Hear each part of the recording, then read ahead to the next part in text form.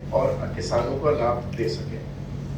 और उसी की एक रणनीति थी कि जितने भी कृषि उत्पादन संगठन हमारे हैं जो अच्छा कार्य कर रहे हैं उनको हम विभिन्न योजनाओं में कन्वर्जेंस करें और विभिन्न योजनाओं का लाभ उनको दे सकें।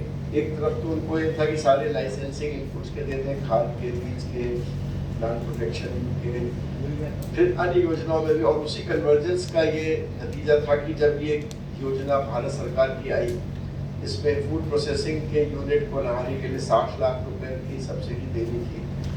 तो ये राज्य के पास विकल्प था कि वो विभिन्न प्रकार की एजेंसीज को ये पैसा दे सकती थी। उसमें सहकारी समिति को भी दे सकती थी, उसमें फार्मर्स के ग्रुप्स को भी दे सकती थी, वो किसी को भी दे सकती थी। फार्मर्स के ग्रुप होने चाहिए। अगर आप ओरिजिनल गाइडलाइन पढ़े तो उसमें सारे विकल्प होगा। लेकिन ये हमारा कॉन्शियस निर्णय था राज्य का कि हम सिर्फ एफपीओज को देंगे, क्योंकि हमने ये माना था कि एफपीओज एक वैसी संस्थाएं हैं जो बन के आ रही है और हम चाहते भी थे कि इस बहाने, इस माध्यम से एफपीओज ऐसे संस्थाएं बने जो व्यापक एक तरफ किसानों के इनकम बढ़ाने में व्यापक कार्य करें और साथ ही साथ जो प्रदेश में बीज की उपलब्धता होनी है, सीड रिप्लेसमेंट रेट हमें लक्ष्य पूरा करना है और सीड रिप्लेसमेंट रेट के साथ साथ वेराइटल रिप्लेसमेंट रेट हमें ठीक करना है। और तीसरा यह है कि वैरायटल के साथ साथ जो हमारे लक्षित जो डाइवर्सिफिकेशन के लक्ष्य हैं, दलहन के, तिलहन के, मक्का के और आपके जो मिलेट्स के, उनको पूरा करना है। उसमें एफपीओज का योगदान रहे, यहाँ के किसानों का रहे, बाहर से बीज ना आए। इसीलिए इन 100 और बड़े हर्ष का विषय है कि एक को छोड़ के 99 सीड हमारे प्रोसेसिंग यूनिट स्थापित भी हो चुके हैं। अब उसमें कुछ बहुत अच्छा काम कर रहे हैं और मैं चाह रहा था कि आज आप बुलाते वो लखनऊ वाले, सरोजी नगर वाले एफपीओ को। अब वो खैर उनको अगले में जरूर बुलाइएगा कि निराला जिन्हों का मैं खुद देखा हूँ जाके, तो उन्होंने तो इतना किया, आगे बढ़ गए कि उन्होंने सीड प्रोसेसिंग प्लांट तो बनाया ही, साथ ही साथ जो सीड प्रोसेसिंग हो रही थी उससे तो बच रहा था गेहूँ, उसको उन्होंने अपनी तरफ से एक छोटी सी रोलिंग मिल लगा दी, आटा मिल, और आटा प्रोड्यूस करके वो फ्लिपकार्ट वगैरह को बेचने लगे। तो इस लेवल तक कुछ लोग एफपीओज तक पहुंच गए जिन्होंने अपनी तरफ से इनोवेशन जोड़ा उसको, और कुछ एफपीओज अभी पीछे है।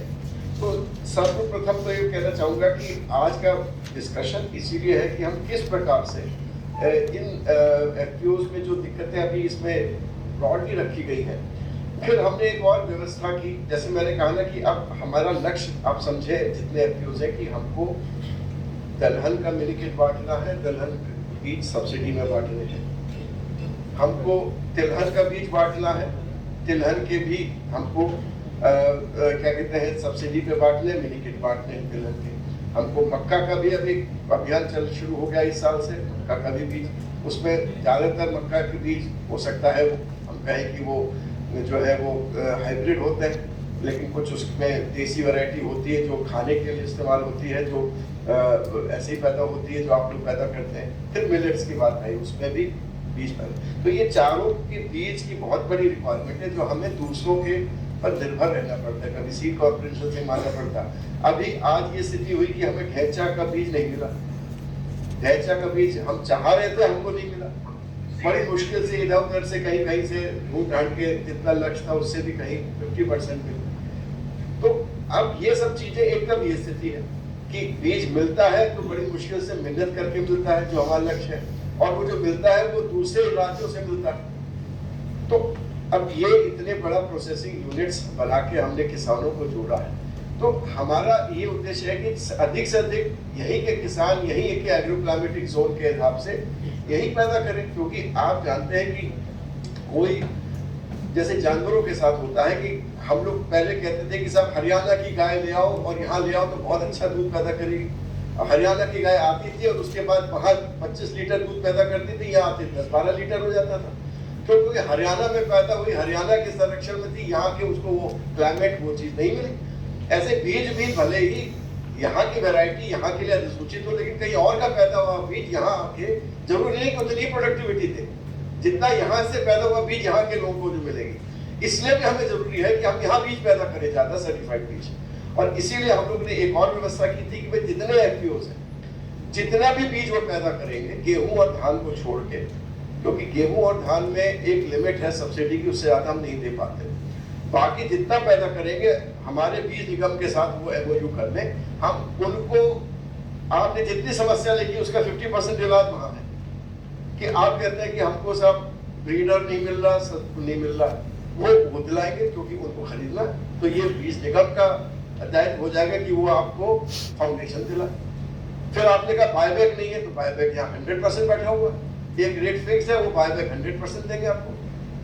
तीसरा आपका कि सब पेमेंट नहीं होता, पेमेंट की व्यवस्था भी हम लोगों ने अब ठीक कर दी है, वो पेमेंट फार्मर्स को इमीडिएटली देते हैं, उनका एक व्यवस्था है कि 90% इतने में दे देंगे, 10% पूरी व्यवस्था है। मैं चाहूंगा आप समझाएंगे इसको, सर्टिफिकेशन वाला सर्टिफिकेशन हम लोग कराएंगे, आपको वो भी आपको 10 मिनट में समझाएंगे, 5 मिनट में कैसे होता है, मेरे बोलने के बाद जब आपसे बात हो जाएगी आपको ब्रीफ कर दिया जाएगा पूरा। तो सारी, फिर भी अगर कुछ एफपीओ जो कहते नहीं साहब हमें बीज निगम को नहीं, हमको सीड कॉर्पोरेशन को देना है या हमको अपना चलाना है, बहुत अच्छी बात है, चलाइए, क्या समस्या है, बिल्कुल चलाइए। लेकिन हमने इसलिए रखा कि आपको जो इनिशियल जो दिक्कत है वो दूर हो जाए।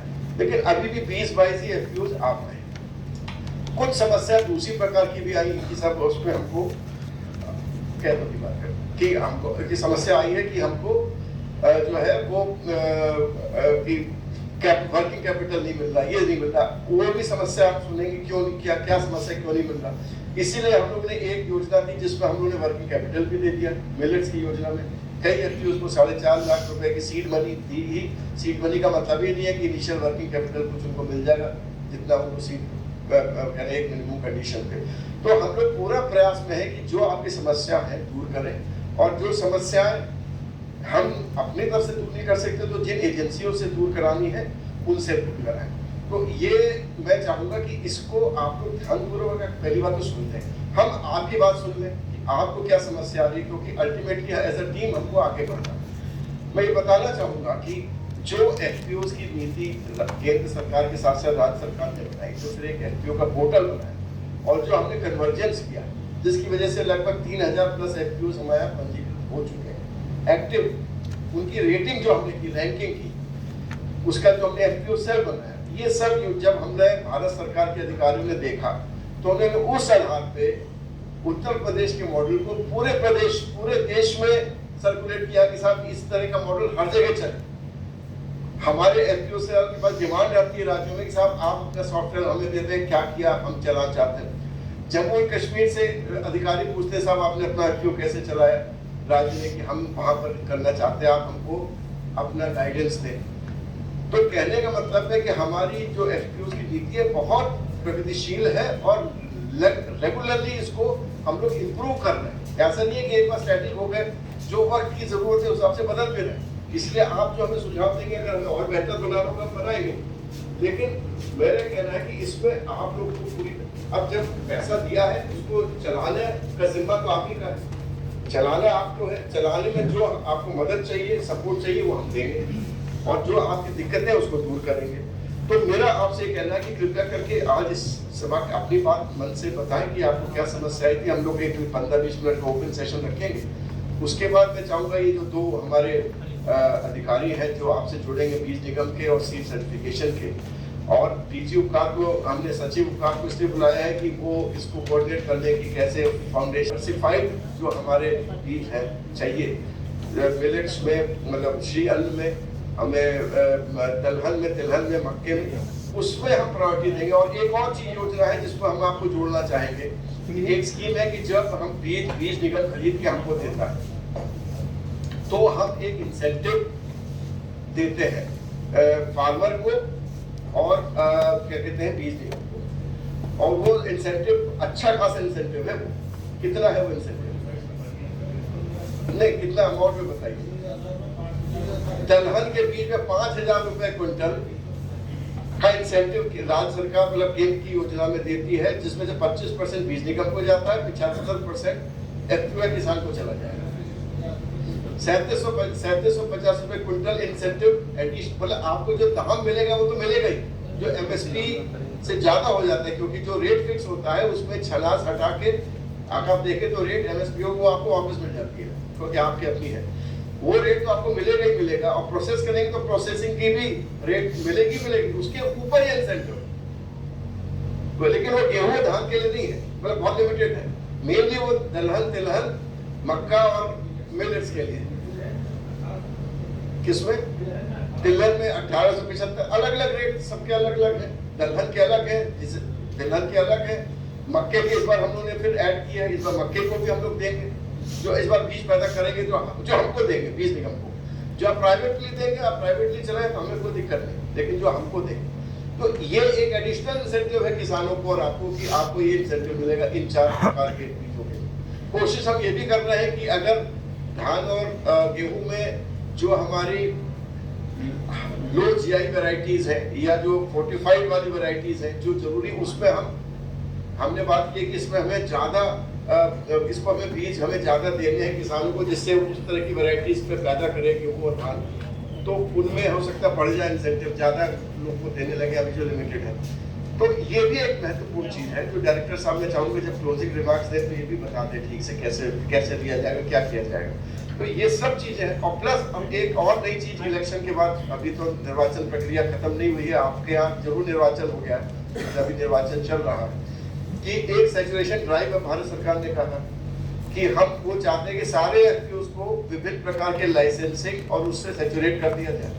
जो अब हम लोग चलाएंगे तो अब हम लोग आपको नहीं दौड़ना पड़ेगा कि हमें बीज का बेचने का लाइसेंस दो या इसका लाइसेंस दो या इसका लाइसेंस दो, अब हम आपके पीछे पड़ेंगे कि ये लाइसेंस लो आप। तो what I am saying is कि ये सब चीज जो है बहुत महत्वपूर्ण कार्यक्रम है, जिसमें आपको ये मौका है कि आप इसको समझ लें। मैं चाहूंगा कि थोड़ा सा सैचुरेशन ड्राइव के बारे में भी बता दें, चाहे आर.के. सिंह बता दें चाहे कोई बता दे, तो ये सब आप मतलब अब बात समझ के जाएं, जब जाएं तो और मनोयोग से मेहनत से अपने मेंबर्स की आय बढ़ाने के लिए राज्य सरकार को पर्याप्त मात्रा में उच्च गुणवत्ता के बीज देने के लिए, जिससे वो बीज हम वापस किसानों को मिनी किट्स में या सब्सिडी में दें या आप अपनी तरफ से बांटें, तो उससे प्रोडक्टिविटी और बेहतर हो। प्रोडक्टिविटी बढ़ेगी तो हम आय फिर से किसानों की दोबारा बढ़ जाएगी, एक बीज से बढ़ी और फिर बाकी जो बीज का उपयोग हुआ उससे बढ़ी।